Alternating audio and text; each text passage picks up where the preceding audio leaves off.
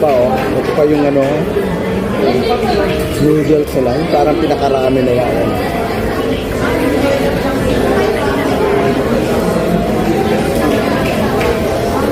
Parang typical na ano lang po siya, noodles. Sinaluan natin ng ano. Pero mas malasa po siya compared to ordinary noodles na nabibili natin sa supermarket. Then, yan nga, may mga garnish po silang ganito. Yung crab meat, parang yung pinaka-flow ng ano, ng crab. Ito po yun.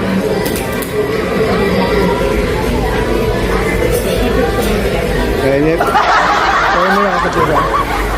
Magharap. Re-recall ko po dito yung lasa ng ano, lasa ng isda. Parang tuna.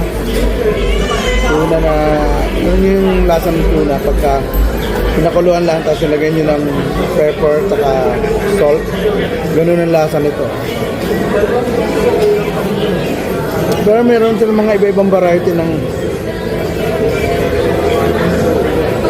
side dishes. Kung parang topping, I think 12 kinds of toppings na meron. Wow! So, ang pinili ko lang, fish card, tapos yung crab stick, ito tatlo lang, tapos yung crab meat na into ganito na siya. Ayan o. Sarap ka. No.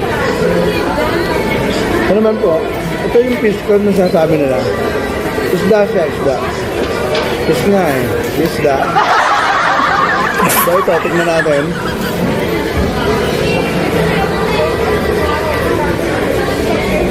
Lahat ng isda nga. Alam niyo yung cream dory? Ganun ang lasa niya. Cream dory. Hi! That's the girl. Ano na pag kumakaway sa akin. Ito pa po. Ito yung fish curd na sinasabi nila. Lasang cream dory.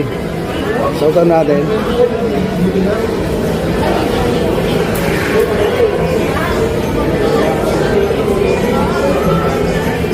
Sarap na.